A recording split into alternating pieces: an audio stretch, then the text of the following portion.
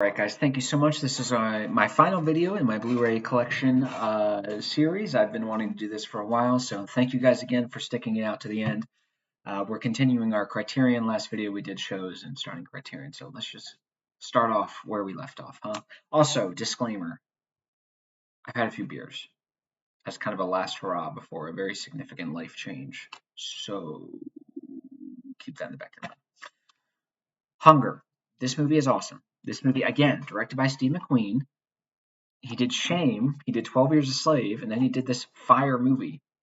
I don't understand why he doesn't keep making good movies like this. I feel like I just haven't heard his name in a while. But this movie is great. The only problem with this movie is that the Criterion release doesn't give you the option for subtitles. These guys they're less intelligible than the characters in Trainspotting, and yet they expect you to just be like, oh yeah, you understand this completely broken English, pidgin English nonsense, right? You can perfectly put this together. No, I can't. I can understand a word these guys are saying. Nonetheless, once you get past that and you take in 75% of the dialogue, this is a great movie. This is about Bobby Sands, I believe it was, and he did a hunger strike during the Troubles in Ireland, and it was a kind of, I don't want to say a big turning point, but it made an impact. It resonated, and it did change to a certain extent the duration or the direction of the war. And this is a great movie. If you like Shame, if you like 12 Years a Slave, you've got to have this. Michael Fassbender is great. The writing is excellent. The directing is excellent. It's everything you want from Steve McQueen and more. So please give Hunger a good shot. This is a great movie. Inside Llewyn Davis. I might actually be watching this after I finish this video. This is a great movie. I'm not going to say too much about it because I don't want to spoil anything, but it's about Oscar Isaac. This is the movie that put me onto Oscar Isaac. I watched this movie and I was like, who is this guy? I've never seen this guy before. This dude's going to dominate the next 10 years. And he kind of did. He kind of did. Slightly disappointing career trajectory for Oscar Isaac. I think he was like one of the few good things in Star Wars, but his character was terrible. Anyways, this is definitely riffing on the Bob Dylan era, the Greenwich Village, New York folk scene, that kind of stuff. And I like the old folk stuff. I don't listen to it all the time, but I do appreciate the music. I do appreciate the poetry and the songwriting. And it's not too long. It gets a little slow in the second act with John Goodman, just a little bit, but it is a good movie, and it's kind of like a postmodern movie. It doesn't really end or start the way you think it would. It doesn't progress the way you think it would, like a traditional movie would. But I would definitely recommend this. This is the Coen Brothers. I like this movie a lot, and I think it's. Some people say this is some of the worst Coen Brothers. I think that's absurd. I think that's a red flag. You just told on yourself there, buddy. Not good. The Irishman. Speaking of kind of disappointing. Now this isn't to say it's bad. Obviously, if I thought it was bad, I wouldn't own it. But it is good. It is a good movie. Having said that, though, when you were anticipating this movie in the moment, let's just say I was hoping for a good film. I mean, you got Pacino, De Niro, and Pesci coming back with Martin Scorsese. The hype for this was insane. And it is good, but the problem with this movie is the main character, Robert De Niro, is hyper boring. He doesn't do anything interesting besides gang stuff. But he's like the first gangster ever who does gangster stuff and then doesn't like do coke on the side and doesn't cheat on his wife and he doesn't kill random people and he doesn't do all this crazy stuff. It's kind of boring after a while. But Joe Pesci was amazing. I love his character in this. I love his performance in this. And Al Pacino was hilarious in this too. This is why when I tried to start a union, kind of jokingly, at my work, I would just yell, solidarity, solidarity. I didn't actually try to start a union, but I would joke about it. And that's what I would always yell. I got that from this movie. This is a good movie. It's a solid movie. It's nowhere near Taxi Driver, Goodfellas, or Raging Bull. The Last Emperor. This is a good movie. You should watch this once. This is about the last Chinese emperor. Now, of course, this is in like 1940, 1950, somewhere around there. So, of course, the communists were about to come over, and they couldn't care less about your monarch hereditary kingship. They don't care about any of that. Now, to a certain extent, they did because they kind of let them live in their own little world, but don't try to exercise any political power. Mao Zedong was not having that. And this is it's about that, the last emperor, the last king, so which is to say a tieback or constraint to this traditional Chinese, I guess, societal arrangement. and the effects of that, and what it feels like to be the last king, and what it means to be the last king. Because when he was a kid, he was a king. So anything he said, his advisors, if you will, or his lords, had to do what he said. So even when he was 4 or 5 years old, so there's some cool stuff. It's a bit long, but this is a good movie. I ended up really enjoying this movie, and the way it ends is kind of cool. All I have to say is, imagine you're like a Chinese farmer, and then there's a new guy on the block, and you just start talking to him, and you realize, oh, he was the last, he was the last emperor of China. Life Aquatic was Steve Zissou. This is probably my least favorite Wes Anderson, besides Asteroid City. I'm not going to rant about Asteroid City and ruin my buzz, but just kind of forgettable. It's not bad by any means. It was really well directed. It was really. I remember when I watched it, I liked it, but ever since, I just had not been able to remember anything about it. I thought the music was cool because they're doing a bunch of like Bowie covers, like almost Brazilian acoustic Bowie covers, which are cool. But I do like when Wes Anderson puts me on new songs and new bands. So I was a little disappointed in that sense, but it's a good. Having said that, they did play my favorite band of all time in this movie, which is Search and Destroy by the Stooges. Yes, sir. That was a great scene. All the acting's good. It's good enough. It is good enough to own. This, I say I'm not a completionist. This might be riding that line of, okay, are you owning it just to own it? But Asteroid City crosses that line. Now I'm going to ruin my buzz because I'm about to get angry. This is about to leave my collection. Marriage Story. I'll start what I like about this movie first. It's very well directed, very well acted. I like the writing. I know the scene where they kind of blow up and fight has kind of become mocked in a way. I think they've really taken it out of context. The entire movie is not this yelling, screaming soap opera, Shakespearean, like, okay, yeah, we got it, it's drama. That's not really what it is, but that is part of it. But it only gets to that point after the build up. The writing, all the technical aspects are really good. The writing's good. The character development's pretty good. Um, the direction is really good. The acting is great. I love Scarlett Johansson. I love Adam Driver. They're both awesome in this. Here's the problem with this movie, and I don't want to make this super political because that's what's the point of that. But unfortunately, this movie kind of forces me to. Now, I say this as someone who is not a fan of the, I guess, red pill, patriarchal, men's rights advocate for the same reason I'm not a fan of the feminists, because they're both one-sided. They're both too one-sided. They need to respect the human of both of these and not just the life-giving and biological sex aspect of the human. But anyways, this movie's about divorce. Long story short, it makes you try to think that men are the ones being screwed over in the court system. That is delusional. That is absurd. It is a joke on its face. It is laughable. Okay, both the feminists and the red pill, they both kind of have kernels of truth, and this is one of the kernels of truth on the red pill. You will not win this argument. Now, their interpretation of it is ridiculous, but anyways, so much of this is so. Unfortunately, Noah Baumbach has a kind of bad like pro-feminist streak in his movies, and it's kind of frustrating because it reduces all the characters to women good, man bad. Like in another movie we'll be getting to in a little bit, even though I like it, it's still kind of frustrating. Frances Ha, I hate Frances Ha with a passion. Oh my god, Frances Ha is like the epitome of why I don't love Noah Baumbach. He's a great director and it looks good, but it's just bitter and resentful, and I hated the character of Frances. She was narcissistic, selfish. She was a bad friend. She had all these flaws that she wore like a badge of honor instead of actually recognizing them as flaws and trying to overcome them or improve them. It was a really disgusting. I hated that movie with a passion. Movie's terrible, and this movie leaves a similar taste in my mouth, though not as bad. When Laura Dern went on her rant about how hard it is to be a mother and a woman in society, I don't want to make this super political, but if there is if there's one group that's targeted for scorn, it's not women.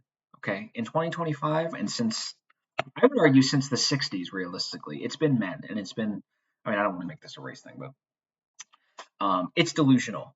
It is delusional. As a matter of fact, you will get single mothers who some of them maybe they're widowed or maybe they just made a mistake and they're doing their best. Okay, but some of them are just bad people. Some of them just don't want to have a man because they get benefits or whatever it is. They actually get praise in our society. The idea that you would hold them up in real life and then say, "Oh, we've got it so hard in this movie," it really just left a bad taste in my mouth. I don't like that movie. It's well made, but it pisses me off. I was waiting the whole time for Laura Dern. I was waiting. So she made that rant about like how hard it is to be a woman in society, even though it's the greatest society in the history of our species to be a woman. Um, I was waiting for Ray Liotta, the male counterpart, the male lawyer, to do another version of that rant, but from the male's perspective, and you can see like, oh, I see, they're both trapped in their own world, right? But they didn't do that. They didn't do that. That never came. That pissed me off so bad. I hate that movie. That movie pissed me off. Just left a bad taste in my mouth. Mean Streets. This is a good movie. This is a fun movie. This is Scorsese's like first or second film. You should watch it if you're a film guy. It's got that 70s gritty. It's kind of Taxi Driver esque. And Robert De Niro is really good. Harvey Keitel is really good. This is kind of their breakouts for the most part. And yeah, we're not reinventing the wheel. It's a pretty simple gangster stuff, but a good movie for sure. Definitely worth owning. And one I kind of want to rewatch, honestly. This was a fun movie. I really enjoyed this. I like the gritty, kind of raw aspect of it. It was pretty good. I like Mean Streets a lot. Here we go. Banger. Memories of Murder. This is Bong Joon-ho.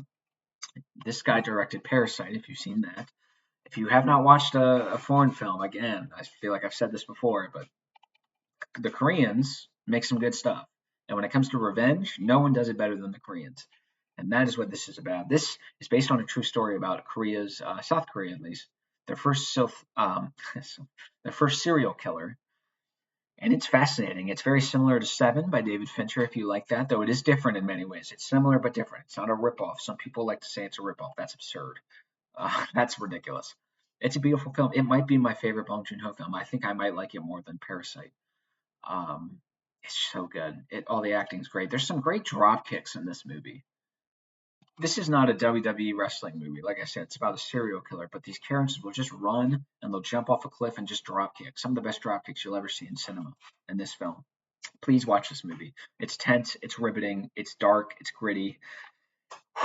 It's a good movie. And the last shot of this movie is in my top three favorite final shots in any movie ever, especially when you look up the context of it. It is amazing.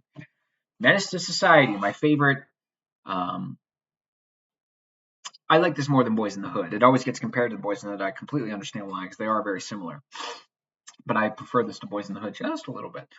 This is a story about Kane and O-Dog. They are struggling in LA's hoods or ghettos, I guess, and that's sort of tracking their life. And Jada Pinkett Smith, she's pretty good in this too. Now, the only thing I have to say about this movie is I showed my mom this movie, and now my mom, I love her to death, but she's kind of like a soccer mom. You know, she grew up far away from this environment. Let's put it that way. And the reason I showed her this because I didn't think she would watch it anyways, and I thought it was a good movie, so like, why not, right? And it made her have, I don't want to get too into it, but it made her have like made her completely change her opinion on like life and the world and worldview. Let's just say it affected her in a way that I didn't think it would. And that was interesting. That was interesting. Play this for your soccer mom. That's pretty fun. But this is a great movie. It's got a lot of action. It's got a lot of funny dialogue. I think the action, or excuse me, the acting and the dynamics between the main characters and the main actors are really good. If you like Boys in the Hood, you simply must watch this movie. I'd be shocked if you haven't seen it, but that movie's awesome. Ooh, banger. Midnight Cowboy. I always reference this movie when people are being incompetent. I say, you're just like Joe Buck in Midnight Cowboy when you go to New York to become a male prostitute, and on your first trick, you're so incompetent that you end up paying the person for the deal, if you will. Instead of you getting paid, you're paying them. But that's what this is about. This is about a Texan boy who's reeling from tragedy, and he goes to New York to become a male prostitute, and he kind of has to live on the margins of society. And he meets up with Dustin Hoffman. I'm walking here. I'm walking here. That's where this comes from. It's good. And the character dynamics are great. I love the character arc. I love the music. Everybody's Talking by Harry Nilsson. I got that song from this movie. It's just iconic. It's about what this film is really about is loneliness. It's about loneliness. That's what this is really about.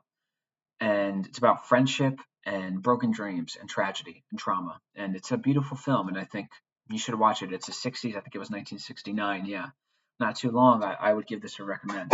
It's a beautiful film. Miller's Crossing. This is a weird one because this is a film because I respect very, very, very much. And I think it's very well done on a technical level, both in terms of the filmmaking aspects and the script. Nonetheless, while I was watching it, I just felt so detached. I don't know why. It's only like an hour. Yeah, it's an hour 53, but it felt like 2 hours 20 minutes, and I cannot explain to you why. But I really like it. It was really good. Like the script is super well written, and there's a ton of subversion, and there's a ton of action and twists and turns, and the dynamics are constantly changing. It really is a good movie, but for whatever reason, the emotional attachment, it didn't hit me that hard. But I do like it enough to own it, and I do love the Coens brothers. So yeah, you should watch Miller's Crossing if you haven't seen it. It's a good movie. It's kind of, people have described it as like the intellectuals gangster film. I think it's a little pretentious, but I kind of get it. This is a good movie. If for whatever reason, if you've only seen No Country for Old Men and Bang Lebowski, give that movie a shot. It's interesting. All right, what do we got? Moonrise Kingdom. This, I think this is not Wes Anderson at his best, but I do think it is a great Wes Anderson film. This is a sweet movie. It's so funny because the first time I watched, the first 2 or 3 times I watched this, I don't know if it was the mood I was in. I don't know if I was tired. I could not get past the first act. I don't know why. I remember resigning myself to thinking, okay, I just don't like that Wes Anderson movie. But then I watched it in its full, in totality, and I remember really appreciating it, really enjoying it. It's a really sweet film, a really wholesome film, a really just kind of a beautiful film. It's a beautiful little story. It's about family. It's about love. It's about coming of age. It's. I love this movie. It's a very sweet movie. I think Wes Anderson does a great job here. I think the cast is great. Again, you have a big cast, but they all, they all have their own arcs and they all have their own interest and unique aspects. And Wes, just come back, man. I'm really praying for the Phoenician Scheme, though. I'm unbelievably nervous. The next one is a favorite of my mother's, Moonstruck. This is a good movie. Isn't a great movie, maybe not. Cher actually really surprised me in this movie. I was very impressed with Cher. I had not seen her acting in anything. I'm not the biggest fan of her music except for Life After Love. That's a banger. But this is a story just kind of about, what's the word? Love from the other side of the tracks. Cher has this more high class, upper class life and taste and all that stuff. And then Nicolas Cage, who we'll get to in a second, he comes from the other side of the tracks. He's a little poor. He's working class. He works in a factory. And he is not good in this movie, Nicolas Cage, and he's not good in this movie in a fun way, like The Wicker Man or Ghost Rider or Bad Lieutenant, something like that. He's just bad in this movie. Like, oh, I lost my hand, I lost my life. When he did that, I was like, you acting so bad right now, Nicolas Cage. But definitely a good one-time watch. Worth watching for sure. Definitely worth watching. Now, this one I was impressed with myself. Mulholland Drive.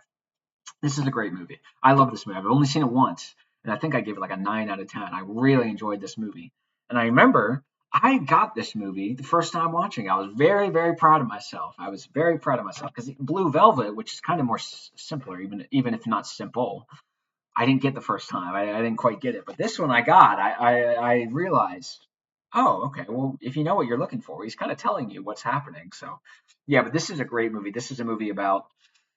I don't want to give too much. I'm not going to give anything about the plot away. It's about dreams. It's about reality. It's about um, bitterness, envy, resentment.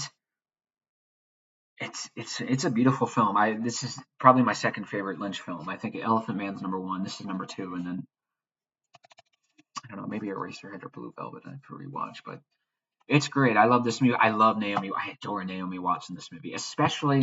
I'm going to be super vague about this, but when things switch and things change, that's when you see things shine. Because when you watch the first half or so, maybe the first 60, 70% of this movie, I remember thinking, this is so bad. But I knew there was something up. I'm not going to say, I'm trying to be vague. The first 60% of this movie genuinely feels like a college freshman directed a film. Every single line of dialogue is the most generic stock line of dialogue you could possibly give. The acting is wooden, stunted, sophomoric. Everything is just so like basic and stilted and just odd. And then it switches, and then you see the performances really shine because then you see the contrast. It's like, okay, they're acting one way, and now they're acting another way, and then it becomes real. And Naomi Watson, that when it switches, I thought it really brought it. But you could interpret this for days, my friend. You could go down the rabbit hole with that one. I was very proud of myself for that one. What do we got? Okay, one of my favorite movies of all time. I guess we'll talk about Cormac because I got Cormac going on here. I got Blood Meridian Head. I got some Cormac lines. My girl actually got this morning. That was very nice. And now I got No Country for Old Men. I like Cormac, but some of you guys idolize him. Let's be reasonable here. This is an amazing movie. I love this movie. I completely understand why someone wouldn't like it. I understand why someone wouldn't like the end. I wouldn't recommend this to my dad, but I love it. I love everything about it. I almost don't want to say anything too much about it because there's so many videos and video essays on YouTube that speak about it. It's amazing. I love Tommy Lee Jones. I love Anton Chigurh. I love everything about it. Then I woke up. It's a great ending. Such a great ending. On the waterfront. Here's the great thing about this movie. It's mythical storytelling. It is good versus bad. It is light versus darkness. There's no postmodern gray in this movie, okay? Sometimes we need a revival of these mythical accounting and these mythical stories where it's just no, we got two poles, good, bad, okay? They have to engage with each other. But this is Marlon Brando. He played a boxer, and then he was forced because of the mob and his brother to throw a fight, and then his life kind of went to crap. And he works in a union now, and things are struggling. There's corrupt bosses, corrupt businessmen, and he has to fight for the good. He has to fight against evil, and that's what Marlon Brando does. And this is the movie where he says, "I could have been somebody. I could have been a contender, a real contender." This is a good movie, definitely a good one-time watch. And I like the guy from 12 Angry Men is in this. Cobbs, I think it is. He plays the bad guy. Definitely a good watch. It's a good one-time watch. Ooh. The Others. This movie made me have a new respect for Nicole Kidman. I had never really seen her in anything that good. I think there might have been one other thing that she was pretty good in, but she is so good in this movie.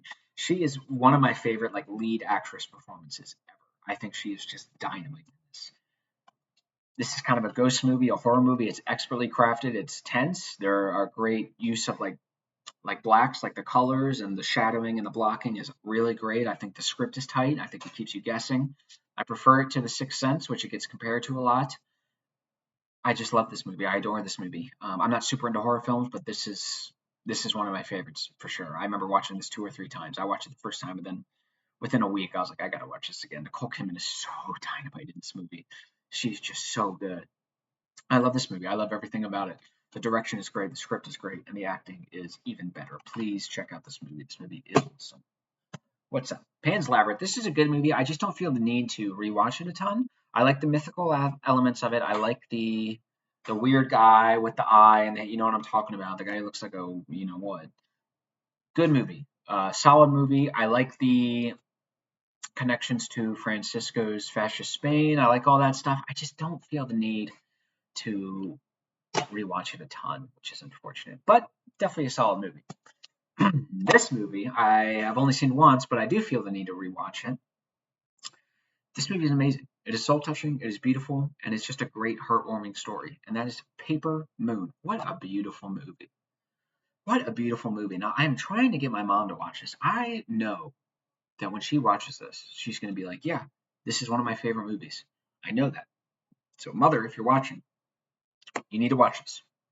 This is just a story about a struggling father in Depression era America and his little daughter and their traversal through this rough terrain, if you will, their struggles in this exceptional circumstance. And it's heartwarming. It's a character study. I love Tatum O'Neal, one of my favorite child performances ever, if not my favorite. Ryan O'Neal from Barry Lyndon, he's excellent in this. This movie's so beautiful. It's a family movie. I love this movie. It's black and white. I love everything about it. I almost could gush about it for the next 37 minutes. It's just so good. The direction, all the shots are beautiful. The character arcs are beautiful. Ryan O'Neal, I feel like he has 12 different accents in the movie. It's just so good. It's just, I love it. I love it. It's just a beautiful, poignant film. I love everything about it. And it's such a sweet, sweet, sweet film. A wholesome film. I love it. I love it, love it, love it, love it, love it. Parasite. Yes. This is a good movie. It's not better than The Lighthouse. Don't overrate it, but it is a good movie. Bong Joon-ho directed this. He directed Memories of Murder. Great film. Watch these. This is kind of about it's really about like class struggle in Korea, and it's about a family who has to kind of cons their way into being caretakers for another family's house and their home, and they cook the meals and clean the stuff and all that stuff. And it's beautiful. It's brilliant. Excuse me. There's not too much to say about Parasite that hasn't been said already. It is great. It is if you're going to watch a foreign film and you've never seen one, I would say this is one to start with. I would say this would be a good one to start with. Maybe Old Boy. Old Boy would be good too, but Parasite is awesome. I love all the acting. It's great. There's a reason it won Best Picture, and I think except for The Lighthouse, they got it right. All right, another one that I've only seen once, but it has left such a profound impact on me, and I've wanted to rewatch it ever since. But I don't want to put my girl through it. Paris, Texas. What a beautiful film. Everything I said about Paper Moon applies to this uh, movie. If you want like these just kind of talk movies that are heartwarming and heart wrenching and almost tragic in a way, just watch these two movies. These two movies are so good. I already gushed about Paper Moon, but Paris, Texas is about an amnesiac who's reeling from, I guess, tragedy or a broken life, and he has to he runs back into his brother, and he has to put the puzzle piece back together of his life and his past and what happened. And you learn more about him and his struggles and his character because of him. Now, this movie is super unique because it is 145 minutes in it. You don't really know what's going on until the last 25 minutes of this movie, the last 20 minutes of it. And on paper, if you were to explain it, you would be like, that breaks screenwriting rules 101. This is terrible. But this is how you know you're dealing with a genius, Wim Wenders. He did such an amazing job directing this and such an amazing job um, writing the screenplay. And I think what this movie is really about is killing romanticism and having romanticism lead you into disaster. And I think Paris, Texas is a key part of that. Of course, when you hear Paris, you think of Paris, France, which is this romantic, idyllic place that all the great love, that's the setting of all the great loves. But we don't have that here. We have Paris, Texas. This is not glamorous. This is the opposite of glamorous. There's dirt.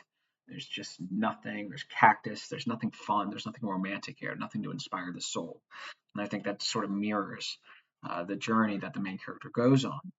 And I also think the picture he has and the plot of land where he over romanticizes it in his head that sort of leads him to disaster. And it's such a beautiful film. I love this film so much. I want to rewatch it again.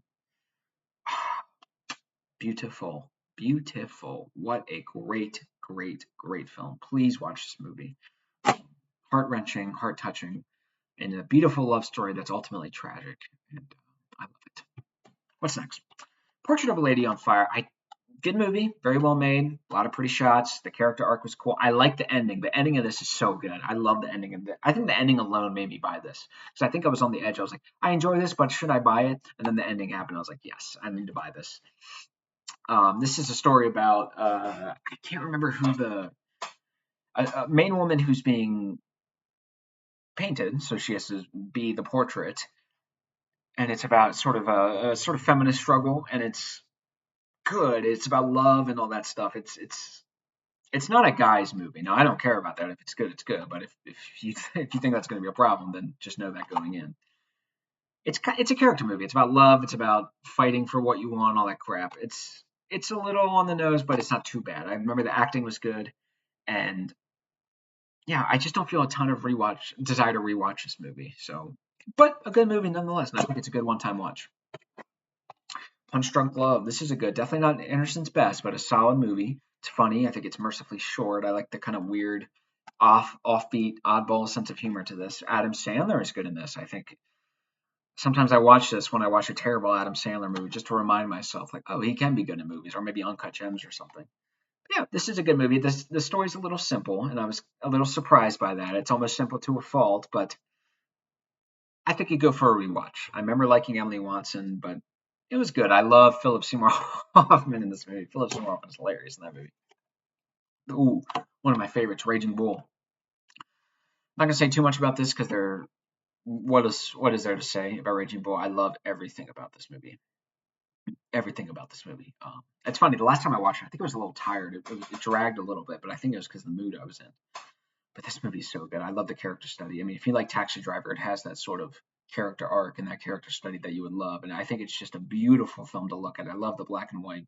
I love the character dynamic. I love everything about it. Robert De Niro is absolutely amazing in this. It's beautiful. I love Raging Bull. Raging Bull is just an incredible film. It really is just an incredible, incredible film. And If you're new to film, you got to watch this at some point and enjoy it. Just because it's 2 hours and it's a bit slow, that doesn't mean it's bad. Use that time to ingratiate yourself with the film. Try to deepen your relationship with the film. It can be a good experience.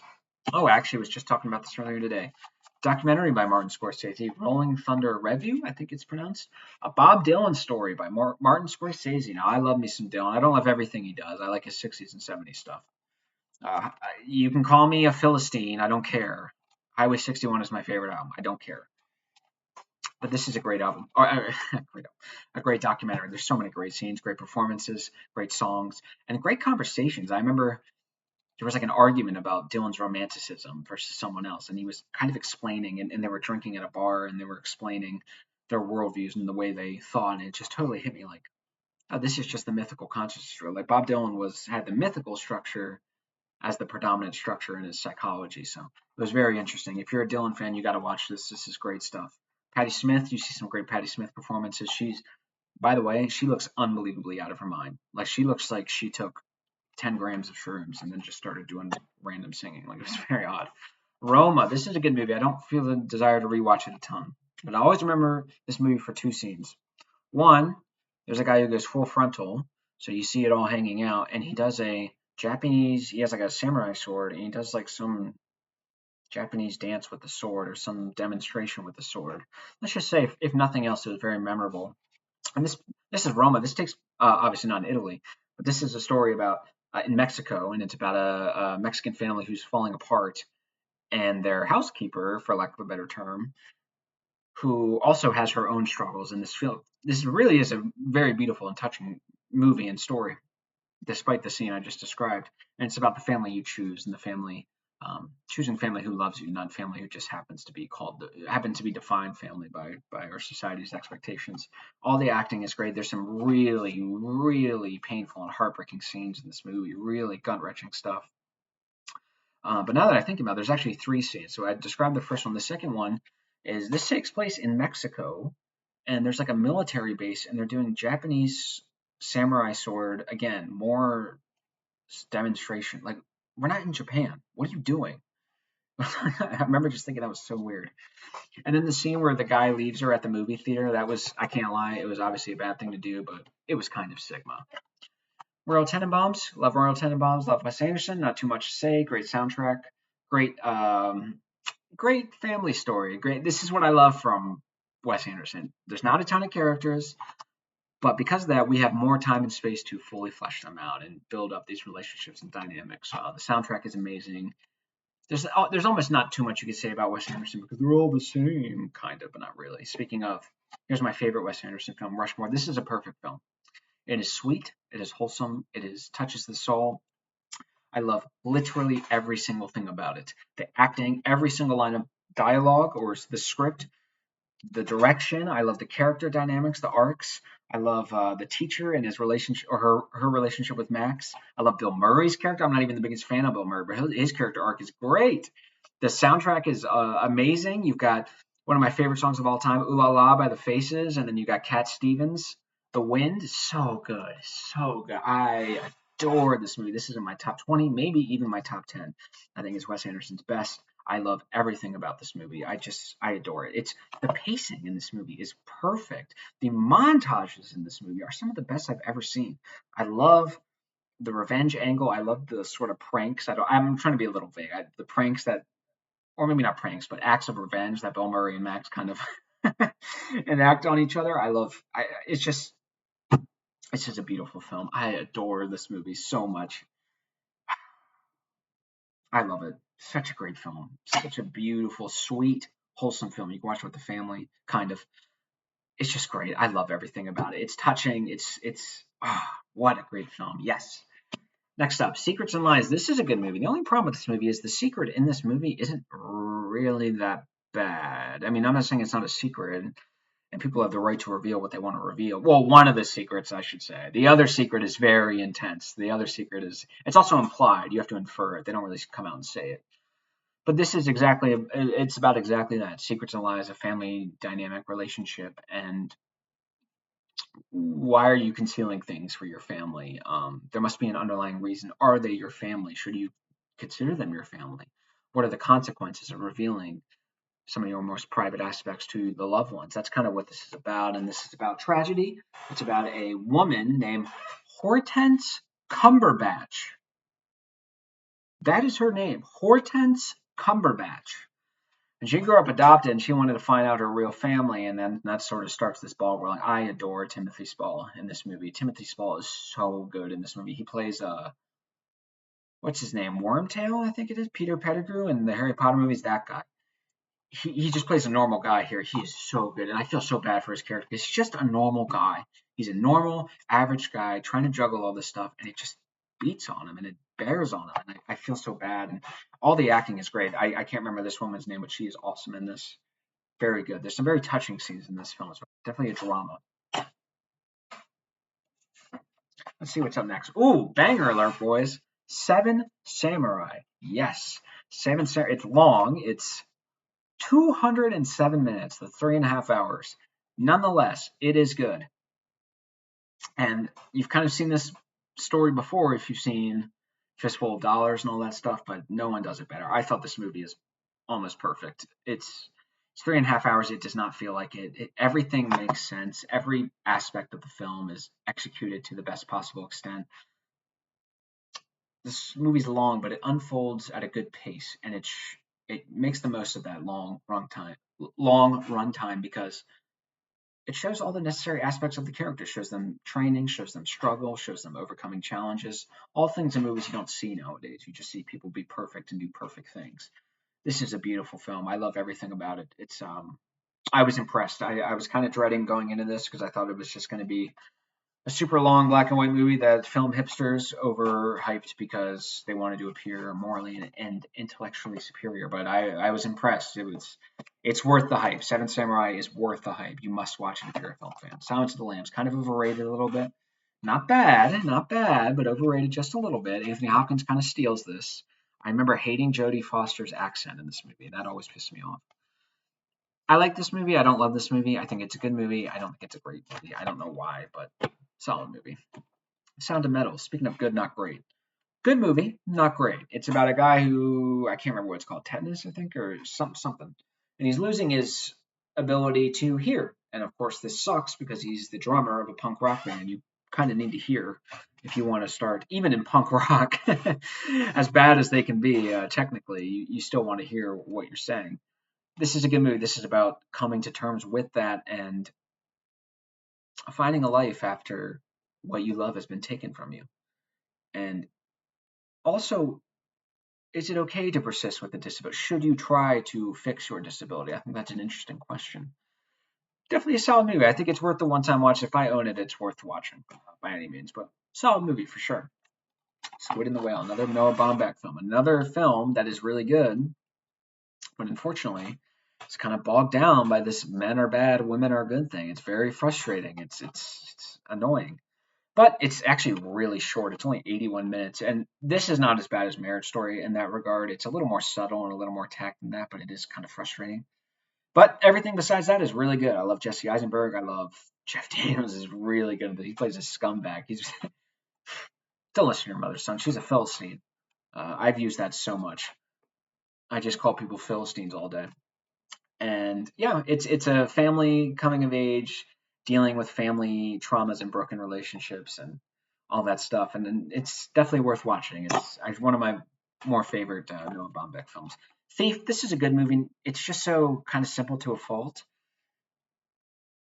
It's just about a thief and and it does show you a lot of cool stuff in that regard. And I do appreciate it. It's directed by Michael Mann. He did Heat, he did Collateral, he did all this other good stuff. James Caan is really good in this movie. You don't get a ton of character development. You only get that one scene in the diner that's like extended, which to a certain extent I kind of appreciate because it's kind of different in that way. But it's a solid one-time watch. There's not too much to it besides the cool nature of being a thief in this world. But yeah, James Caan's really good in it, so I'm watching. All right, we're getting towards the bottom here. We're getting towards the bottom. All right, next up, we got a documentary. Thin Blue Line. This is an amazing documentary. If you like the Netflix series Making a Murderer, I would highly, highly, highly recommend watching this because that's essentially what this is. This is Making a Murderer before Making Murder exists. Errol Morris directed this documentary. It's about, oh, what's his name? Randall Adams, that's what it is. He's a drifter, and he gets just caught up with this other guy. What's his other? Oh, what's that other name? David. I don't know. David something. So David is a bit of a nutbar. So David is on a crime spree, and he picks up a hitchhiking Randall Adams, who's got nowhere else to go. And they get pulled over because they were smoking pot or they were speeding or something. And the cop gets out, this Asian dude, and he goes up just like a normal traffic stop. And before the guy can even say anything, the David guy just pulls out his gun and just blows him away. And then he just drives off. So that's a problem, obviously. So he goes away and they arrest Randall Adams for the crime. And they try to force him and coerce him into signing a confession, but he didn't do it. Now he's serving jail during this time. Well, as you're watching the film, he's in jail for this. Watch this movie and then look up what happens after. I don't want to spoil, but this is a really great, fun documentary. It's tense, it's riveting. I always loved the David guy. I've always been in, I've been in a weird like infatuation with him. The way he talks, the way he speaks, the way he's kind of cold blooded. I just thought it was very odd. And the ending of this movie always sticks with you because I'm the one who knows. So good. All right, I'm not going to say too much about this because I've already talked about this movie. We have Trainspotting. Now, I love Trainspotting so much that I actually bought it again on Criterion. I don't do that with any other film. I'm not going to say too much about it because I've already talked about it, and I love this movie. It's in my top 5, probably my top 3 favorite films of all time. The only problem with this is Criterion decided to mess with it. Instead of the normal movie as it is, it took all these scenes and made them blue and gray like a David Fincher movie. I like David Fincher. I like David Fincher when he's directing his own movies. I don't like David Fincher when he's directing Danny Boyle movies. Knock it off. I don't like it, Criterion. I almost didn't buy it because of that. But because I love Trainspotting so much, it's just okay. Uncut Gems.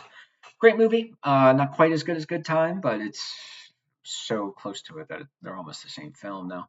Adam Sandler, definitely one of his best performances. Excuse me. If you like Good Time, you will like this movie. Adam Sandler plays sort of degenerate gambler, and it's exactly that. I mean, he's addicted to the rush. He's addicted to the feeling. So even if he wins, he's just going to bet it all again. He's going to lose it. And he gets in too deep, and he meets Julia Fox, who this is the only good thing I've ever seen her in. She was pretty good in this. And it's good. It's a great movie. If you've seen Good Time, expect more of the same, but that's not a bad thing necessarily. And Adam Sandler probably gives his career best. Please watch this movie. Very stressful movie, very tense movie. This is not a feel good movie, but definitely worth watching at least once. All right. This is a documentary about one of my favorite bands called The Velvet Underground. It's directed by Todd Haynes. Good documentary. And what I like about this documentary is it's not just your typical boring rockumentary where we just talk about the band, give some interviews, and it's kind of like Gimme Shelter as much as I like that documentary. But it's kind of abstract and weird and psychedelic, just like the band. Now, the Velvet Underground are a great band. Your favorite band's probably influenced by them in some way. They were Lou Reed's original band in the 60s and 70s. They did great songs like Heroin, Sunday Morning, I'm Waiting for the Man, There She Goes Again, I'll Be Your Mirror. You got Candy Says, Pale Blue Eyes, Beginning to See the Light. They've got so many great songs. Sister Ray. And I love Lou Reed. I understand why people don't. I remember trying to get my buddy into Lou Reed, and he just paused the music and he looks at me and he goes, "He's just talking. I don't get it." And I just like, I kind of get it. Velvet Underground, one of my favorite bands. Please, they've kind of become cool to make fun of because hipsters like privilege them way too much. I'm not saying they're the best band of all time, but they were. When I said your favorite band was influenced by them, I'm only partially joking. They were the first alternative band ever, really. They you would not have alternative or indie rock without the Velvet Underground. Let's just put it that way. And they were super groundbreaking. And the great thing about the Velvet Underground is when you look at them, they look very punk rock. They look like they're about to bust out like the Stooges or something, and then they'll do something like Sunday Morning. It's just this very sweet lullaby-esque kind of song, and then they'll do Heroin, which is very dark, depressing, weird, uncomfortable song. Please check out this band, check out this documentary. They are both excellent. Next up, this is the hipster's favorite, 8.5. I enjoyed this movie. I didn't quite connect with it like some of you guys. Having said that, I learned about Jungian archetypes after watching this movie, so I think it could go for a rewatch. But this is really just a journey into struggling director's psychology. And it's about his dreams. Now, of course, excuse me, dreams are symbolic. So anything you see in the dream has an infinite, inexhaustible array of interpretations, and it's a fun movie. It's a bit long. It's a little pretentious. It's a little okay. Look at me, but overall, I enjoyed it. I would not have bought this movie if I didn't like it. I need to give it a rewatch because I learned more about dream interpretation. So, guys, we're here. This is the last one. I just want to thank you again for watching this so much. You guys are the best. We are saving. Let's say it's last, but certainly not least, and that is 12 Angry Men. Yes, this movie is absolutely perfect, and I mean that literally. There is not a single flaw in this movie, in my personal opinion.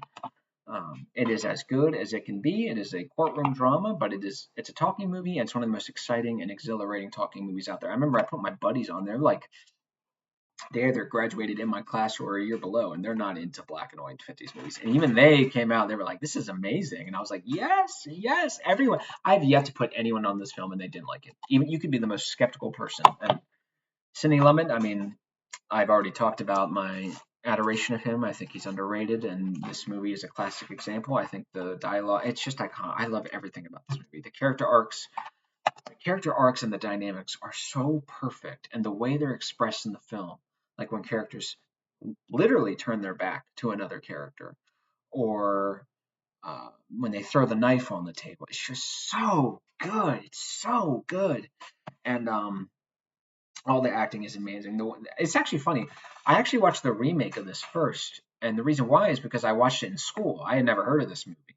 And I actually thought the remake was pretty good, at least at that time. I was in like seventh or eighth grade. I had no real thing to compare it to. And then I watched the original. It's like, okay, the remake, in the grand scheme of things, is not that bad, but it obviously doesn't hold a candle to this. This is a perfect film. This is, if you're getting new into film and you want to impress hipster chicks at the bar, just say, yeah, I love 12 Angry Men. Look how cultured and how I'm not like other guys. I don't watch Marvel.